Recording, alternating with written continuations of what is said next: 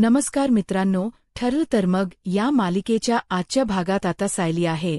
ती आता प्रतिमा कडन कल्पनाकडे पुन्हा एकदा जाणार आणि दुसऱ्या बाजूला आता प्रिया प्रेग्नंट असल्याचं सत्य सगळ्यांना समजणार. आता नेमकं काय आणि कसं घडतं हे सगळं या गोष्टी जाणून घेऊया आपल्या या व्हिडिओमध्ये सविस्तर. तर आता इकडे जी प्रिया असते तिला प्रश्न पडलेला असतो की मी काय करू, कसं माझ्या प्रेग्नन्सीच राज मी घरच्यांपर्यंत पोहोचू. मग त्यावेळी तिला आठवतो की सचिन असा एकमेव व्यक्ती आहे जो या सर्व प्रकरणात माझी मदत करू शकतो. सचिनला जर मी हे सगळं सांगितलं तर माझा फायदा होईल, पण मग सचिन बरोबर कॉन्टॅक्ट कसा करू. मग आता तिला आठवते ती म्हणजे ती लेडीज कॉन्स्टेबल.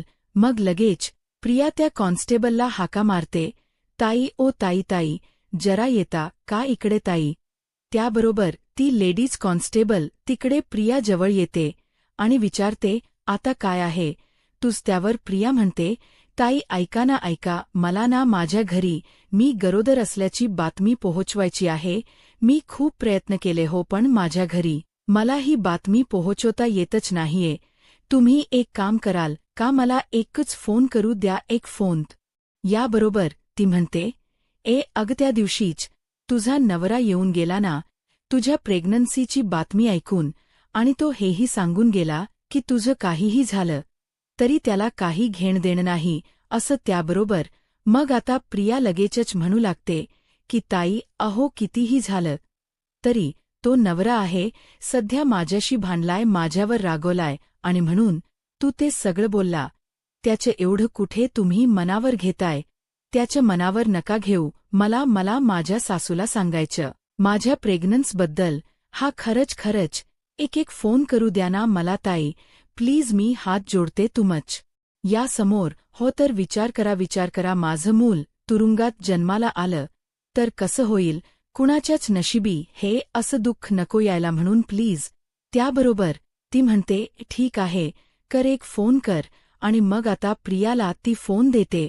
त्याबरोबर प्रिया म्हणत असते, आता काहीही झालं तरी मला सचिनला कन्व्हिन्स करावंच लागेल की तो कल्पीपर्यंत माझी ही बातमी पोहोचू शकेल. आता मग प्रिया सचिनला फोन करते. आधी तर सचिन तिच्या फोन उचलत नसतो. प्रिया आता म्हणत असते, अरे बाबा, आधीच एकतर मला भरपूर फोन करण्याची मुभा नाहीये, त्यात हा फोन उचलत नाहीये. उचल लवकर माझे फोन उचल. आणि मग त्यानंतर आता सचिन प्रियाचा फोन उचलतो. प्रिया म्हणते, विसरल्यास की काय, मला विसरू नकोस, आपण कधी काळी एकमेका की किती मदत केली येते, मी तुझी किती मदत केली येते. त्याबरोबर सचिन म्हणतो काय काम आहे. त्यावर प्रिया म्हणते, बापरे, सरळ मुद्द्यावर. ठीक आहे, माझं तुझ्याकडे असं काम आहे की मला सुभेदारांच्या घरी कल्पीपर्यंत एक बातमी पोहोचवायची आहे. त्याबरोबर तो म्हणत असतो की हे बघ, मला आता तू या गोष्टी सांगून काहीही उपयोग नाहीये, कारण आता माझा सुभेदारांच्या घराशी काहीही संबंध नाहीये.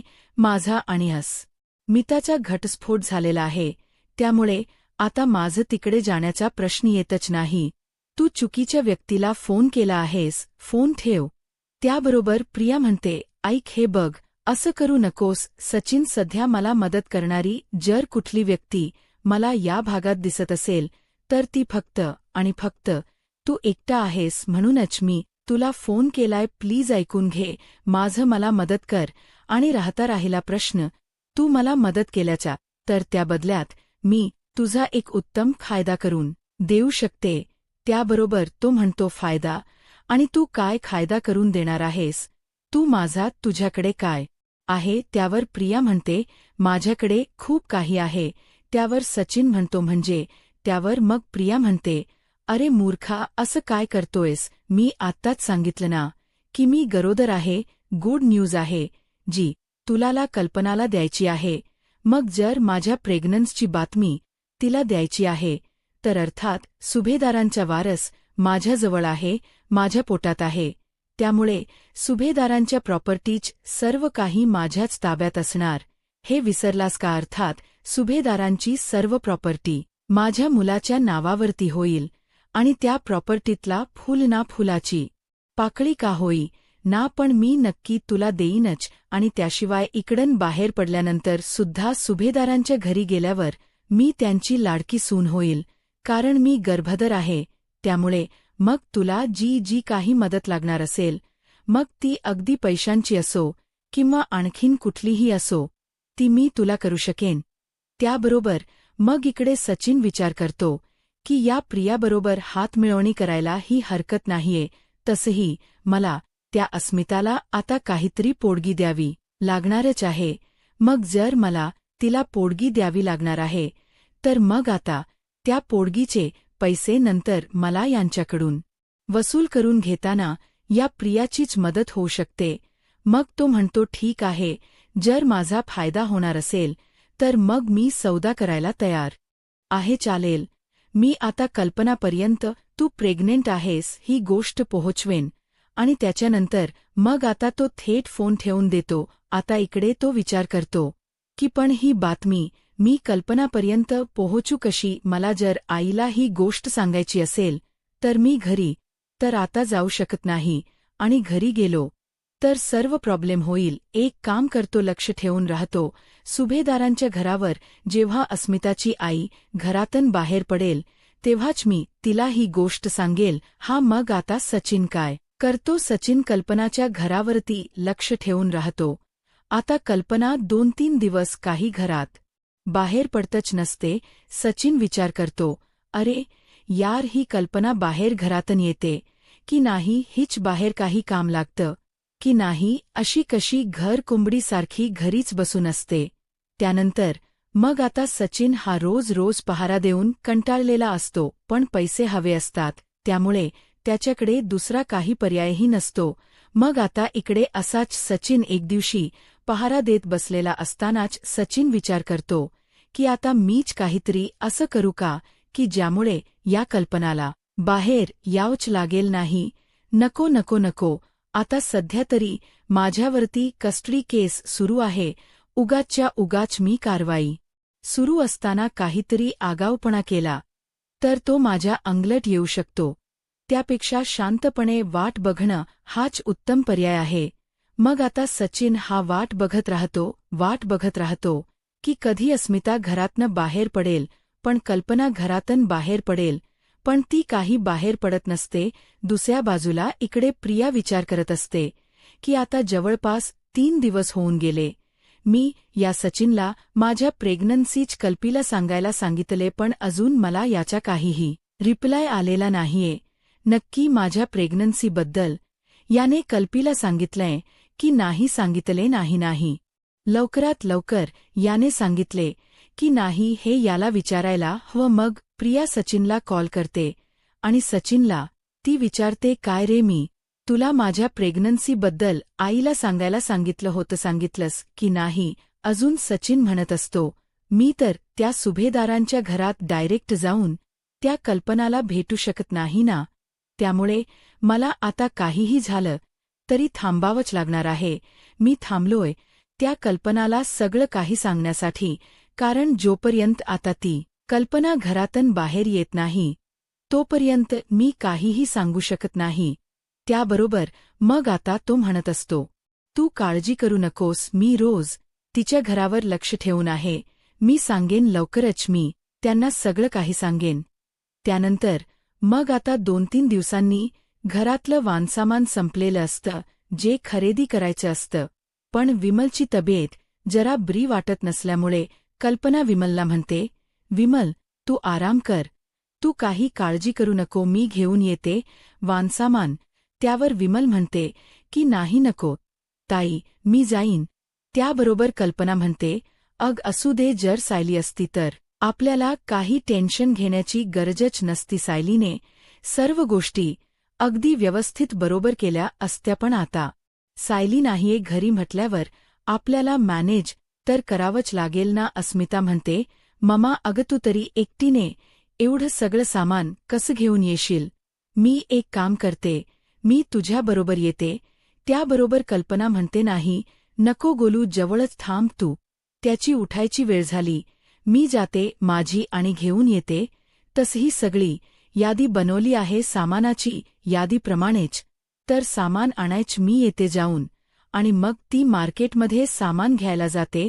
आता सचिन बघतो की कल्पना घरातून एकटीच बाहेर पडलेली आहे. मग सचिन आता कल्पनाचा पाठलाग करायला सुरुवात करतो. कल्पना एका ठिकाणी लसूण घेण्यासाठी थांबते. कल्पना लसूण खरेदी करत असताना आता त्या ठिकाणी सचिन उभा राहतो आणि सचिन मुद्दामून खोट मित्राला फोन लावल्याचं नाटक करतो. कल्पनाला मात्र हे सगळं माहीत नसतं. ती मात्र आता लसूण खरेदी करत असते. तर सचिन आता तिच्या मागे उभा राहून फोनवर बोलत असतो. हो मी मस्त. तुम्ही कसे आहात हो? का खूप दिवसांनंतर फोन केलात? अहो नाही हो का? अच्छा काय म्हणताय? काय खरंच? वा अभिनंदन. तुम्हाला काय सांगू, सुभेदारांच्या घरात सुद्धा गुड न्यूज आहे. आता कल्पना हे वाक्य त्याच ऐकते आणि तिला प्रश्न पडतो की सायली गरोदर आहे. ही गोष्ट सचिनला कशी माहिती झाली? आता कल्पना त्याचं बोलणं ऐकू लागते. त्यावेळी तो म्हणतो नाही हो, अर्जुनच्या बायकोबद्दल नाही बोलत आहे मी. काही अहो बारका आहे ना अश्विन, त्याच्या बायकोबद्दल बोलतोय. त्याची बायको प्रिया तन्वी हो. तन्वी, ती प्रेग्नंट आहे. तिला दिवस गेले. आता हे वाक्य कल्पना ऐकते आणि कल्पनाच्या पायाखालची जमीनच सरकते. कल्पनाला म्हणजे धक्का बसतो हे सगळं ऐकून. आणि मग आता जी कल्पना असते ती आता तिकडनं ताबडतोब मागे फिरते. तिला बघायचं असतं सचिनला आणि विचारायचं असतं की हे सगळं तुला कोणी सांगितलं वगैरे. पण तोपर्यंत सचिन तिकडनं निघून जातो. मग आता कल्पना घरी येत असते. घरी येताना कल्पनाच्या डोक्यात तेच विचार फिरत असतात. त्यामुळे आता कल्पना चक्कर येऊन दरवाजात येतानाच खाली पडते. आता कल्पनाला असं पडलेलं अर्जुन बघतो. अर्जुन धावतच कल्पनाकडे येतो आणि म्हणतो, मॉम काय झालं तुला? तुला चक्कर कशी आली? उठ अश्विन, अस्मिताई, डाड पूर्णा, आजी लवकर. या सगळ्यांनी त्याबरोबर सगळेजण येतात. कल्पनाला कसं बसं खोलीमध्ये आणलं जातं. खोलीत आणल्याच्यानंतर मग आता अश्विन जो असतो तो व्यवस्थित तिचा चेकअप करतो. तिला एक इंजेक्शन देतो. मग कल्पना शुद्धीवर येते. अस्मिता तिला विचारते, मॉम काय झालं? अचानक तू बेशुद्ध कशी काय झालीस? यावर कल्पना म्हणते, ते मी सचिन. त्याबरोबर अस्मिताला वाटतं की सचिनने काहीतरी केलं. मग अस्मिता म्हणते, सचिन? त्या सचिनने काही केलंय का? मॉम, तुला काय केलं? त्याने तुला काही बोलला का? तो त्याची हिंमत कशी झाली माझ्या मॉमला काही बोलण्याची? मॉम, तू काहीच काळजी करू नकोस, मी बघते बरोबर त्या सचिनकडे. त्याला चांगली जन्माची अद्दल घडवते. त्याबरोबर मग कल्पनाला ती विचारते की काय बोलला सचिन? तुला सांग मला. सांग मॉम मला. त्याबरोबर मग कल्पना आता त्याला म्हणत असते की नाही, काही बोललेलं नाहीये मला सचिन त्या बबली लोखंडे बद्दल बोलत होता काय माहीत, पण तो कोणाला तरी सांगत होता की ती गरोदर आहे म्हणून. आणि तो म्हणत होता की सुभेदारांची सून प्रेग्नेंट आहे आणि सुभेदारांची सून प्रेग्नेंट असताना ती तुरुंगात आहे आणि समोरची व्यक्ती आणि तो या गोष्टीवर हसत होते. पण मला कळत नाहीये की खरोखर ती मुलगी गरोदर आहे का? अश्विन काय बोलतोय? तो ती मुलगी खरंच प्रेग्नंट आहे का? आता अश्विन मान खाली घालतो. त्याबरोबर मग अस्मिता म्हणते, म्हणजे अश्विन मॉम जे बोलतेय ते खरं आहे का? त्याबरोबर मग मात्र आता अश्विन हा होकारार्थी मान डोलावतो. त्यावर हे ऐकून आता कल्पनाला इकडे खूप मोठा धक्का बसतो. कल्पना म्हणते, म्हणजे एवढी मोठी गोष्ट तुम्ही माझ्यापासून लपवून ठेवलीत का? त्याबरोबर अर्जुन कल्पनाची समजूत घालण्याचा प्रयत्न करत असतो की हे बघ मॉम, आम्ही लपवलं पण तुमच्याच भल्यासाठी, तुमच्या चांगल्यासाठी. कल्पना म्हणते, बास, मला कोणाशीही काहीही बोलायचं नाहीये. उगाचच्या उगाच माझी खोटी मनधरणी करण्याचा कोणीही प्रयत्न केला नाही तर ब्र होईल. त्याबरोबर मग मात्र आता लगेचच अर्जुन हा तिकडनं बाहेर येतो. तो विचार करतो की मॉम खूप जास्त रागवलेली आहे, मला काहीतरी केलं पाहिजे. आता एक उत्तम पर्याय आहे, तो म्हणजे सायली. आता मॉमची समजूत घालू शकते. मी एक काम करतो, मी सायलीलाच फोन करतो मग अर्जुन सायलीला कॉल करतो आणि घडलेला सर्व प्रकार सांगतो की कशी कल्पना बाजारात गेली, कसं मग तिने सचिनच बोलणं ऐकलं, मग कसा तिला त्रास झाला वगैरे वगैरे ते सगळंच. आता हे सगळं ऐकून सायली म्हणते, बापरे, आईंची मनस्थिती सध्या खूपच वाईट असेल नाही, मी येते तिकडे आईना भेटायला. मग सायली आता ताबडतोब कल्पनाला भेटायला जायला निघते. आता ती जाताना प्रतिमा हत्याला सांगते ते की कल्पनाची तब्येत खूप खराब झाली. मग प्रतिमा हत्यासुद्धा तिला जाण्याची परवानगी देते. सायली गाडी घेऊन ताबडतोब निघते आणि प्रतिमाला बघायला येते, कल्पनाला बघायला येते. आता सायली कल्पनाला विचारत असते, आई बरं वाटते का आता तुम्हाला? त्यावर कल्पना तिच्याशी बोलत नसते. सायली म्हणते, आई ऐका ना माझं थोडं माझ्याशी. का बरं तुम्ही अबोला धरताय? आता यांनी तुमच्यापासून सगळ्यांनी लपवाछपवी केली, यामध्ये माझा काय दोष मला तरी कुठे माहीत होतं. हे सगळं पण जाऊ द्यात नाही. यांनी आपल्याला जर काही गोष्टी सांगितल्या नसतील तर त्या आपल्या काळजीपोटीच ना, आणि तसंही आपण सगळ्यांनी एकमेकांना समजून घ्यायचं हे ठरवलंय की नाही, एकमेकांच्या चुका माफ करायच्याही ठरवल्या. मग तुम्ही प्लीज जाऊ द्यात ना, तुमचा राग सोडून द्या ना आई प्लीज. आता सायली एवढी समजूत घालते, मग कल्पनाचा राग जातो. त्यानंतर मग आता सायली कल्पनाला म्हणते, आई मग आता मी इथेच राहू का? तुम्हाला बरं वाटत नाहीये तर मी इथेच राहते, परत नाही जात. त्यावर कल्पना म्हणते, नाही नको, तुझ्या बाहेरपणाला गेलीस ना, तुझ्या छान एन्जॉय कर. त्यानंतर कल्पना तिकडन निघून सायली आता तिकडन निघते. आता सायली तिकडन घरी आल्याच्या नंतर दुसऱ्या दिवशी आता जो मुलगा असतो ज्याला सायलीबरोबर जवळी करायची असते, जो मधुभाऊंच्या जीवावर उठलेला असतो, तोच आता सायली एक्सरसाइज करून घेणारा ट्रेनर म्हणून आलेला असतो. आता खरंच तर अर्जुनने एक बाईला अपॉन केलेलं असतं, पण तो काय करतो, तो त्या बाईला बाहेर दरवाजातच गाठतो आणि तिला सांगतो की मला आजचा दिवस जाऊ दे, उद्या तुझ्या. त्यावर ती बाई म्हणते, अहो असं कसं?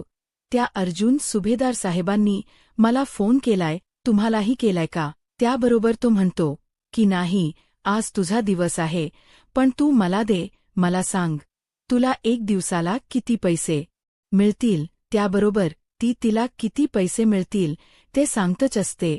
इतक्यात तो म्हणतो, मला घेणं देणं नाहीये, हे घे 5 रुपये, 1000 एक दिवसाला. तुला 5 तर देणार नसेल ना? तो अर्जुन सुभेदार, मग मी तुला 5 देतो, जा हे 5 घे आणि घरी निवांत आराम कर. आजचा दिवस मी त्या सायलीकडून एक्सरसाइज करून घेतो. आणि त्यानंतर तो आता घरात येतो आणि विचारतो, मॅडम करायची का एक्सरसाइजला सुरुवात? सायली म्हणते, पण काल तर वेगळ्या मॅडम होत्या, आज तुम्ही. त्याबरोबर मग तो म्हणतो की अहो ॲक्च्युली काय झालं ना, त्या मॅडमना अचानक एक इमर्जन्सी होती, अहो घरची पर्सनल कारण असल्यामुळे त्यांना येता नाही आलं. आता अर्थात फॅमिली म्हटलं की फर्स्ट प्रेफरन्स जातोत. यामुळे मग मीच त्यांना म्हटलं की तुम्ही ज्या, मी तुमच्या जागी येतो. आज मी ॲडजस्टमेंट म्हणून आलोय, उद्यापासून त्याच येतील करायची का योगाला सुरुवात? सायली म्हणते, ठीक आहे करूया. मग तिच्याशी बोलायचा प्रयत्न करत असतो. मग पुढील भागामध्ये आपल्याला पाहायला मिळत असतं की सायलीला आता त्या आश्रमामध्ये जायचं असतं. त्याच्या आधी तिला प्रतिमाने काही चित्र दिलेली असतात, जी की सायलीने म्हणजे तन्वीने काढलेली असतात. मग तन्वी म्हणजे सायली जेव्हा ते चित्र बघते तेव्हा तिला लक्षात येतं की ही सगळी चित्र मी सुद्धा तशीच काढायची. आणि मग ती आश्रमात जाऊन त्या चित्रांचा तपास घेते. तेच दुसरीकडे आता पाहायला मिळत असतं की प्रियाला भेटायला चक्क सचिन गेलेला असतो आणि सचिनला प्रिया एक मोठं गबाड देते आणि ते म्हणते की तुला माहिती आहे का मी प्रेग्नेंट आहे, आणि ही जर बातमी सुभेदारांना कळली तर तुला तर माहिती आहे सुभेदार काय करतील ते. मग आता हीच बातमी ती त्याच्या थ्रू सुभेदारांपर्यंत पोहोचवायचा विचार करत असते आणि तो सुद्धा या सगळ्या बातमीमुळे खुश झालेला असतो. दुसरीकडे आता सायली आणि तो आता दोघजण एक्सरसाइज करायला सुरुवात करतात. सुरुवातीला तर तो सायलीला सोपी आसनं सांगत असतो, पण नंतर जाणून बुजून तो सायलीला एक कठीण आसन शिकवतो, शवासन. आता सायलीला ते आसन करायला काही जमत नाही. मग आता सायली ही त्याच्याकडे बघते आणि म्हणते, मला हे नाही जमत. मग तो म्हणतो, मी मदत करतो ना तुमची. आणि मग आता तो सायलीला वाईट पद्धतीने स्पर्श करत असतो. आता सायलीला त्याने केलेलं टच आवडत नसतं. त्यावेळी सायली त्याला सांगते की माझ्यापासून लांब रहा, तुम्ही मला फक्त तोंडी सांगा, मला समजेल. त्यावर तो म्हणतो, असं कसं तोंडी सांगून समजेल, प्रॅक्टिकल करून दाखवलं पाहिजे, प्रॅक्टिकल करून घेतली पाहिजे ना, ही माझी खासियत आहे. त्यावेळी सायली त्याला चांगलं खणखणून थोबाडात देते आणि सांगते, मग मला फालतू खासियत आवडत नाही आणि तसंही मला तुमची गरजही नाहीये, निघा. आणि ती त्याची कलपट्टी करते. त्याच्यानंतर मग आता सायलीचा हा लाऊड आवाज प्रतिमा आणि सुमन ऐकतात. त्या वरती जाऊन सायलीला विचारतात, सायली काय झालं, तू काय एवढी भडकून बोलली. मग सायली घडलेला प्रकार प्रतिमा हत्या आणि सुमन काकूला सांगते. दोघींनाही खूप जास्त राग येतो. मग प्रतिमा हत्याही अर्जुनला कॉल करते आणि अर्जुनला हा सर्व प्रकार सांगते की तू ज्या मॅडमला पाठवलं होतस त्या मॅडमने एका दुसऱ्याच सरांना पाठवलं आणि त्यांनी सायलीबरोबर जबरदस्ती करण्याचा प्रयत्न केला, ला सायलीवर म्हणजे वाईट नजर ठेवण्याचा प्रयत्न केला. त्याबरोबर हे अर्जुनला ऐकून राग येतो. अर्जुन म्हणतो, ठीक आहे, काय करायचं ते मी बघतो.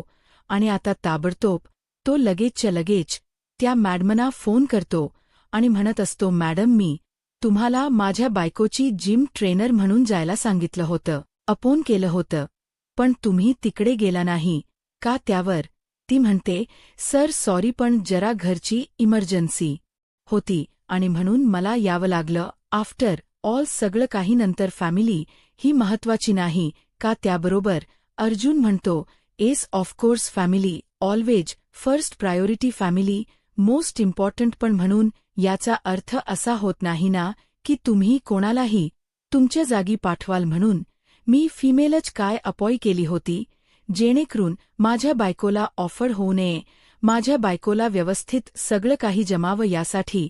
पण तुम्ही तिकडे एका पुरुषाला पाठवलं, ते सुद्धा पहिल्याच दिवशी.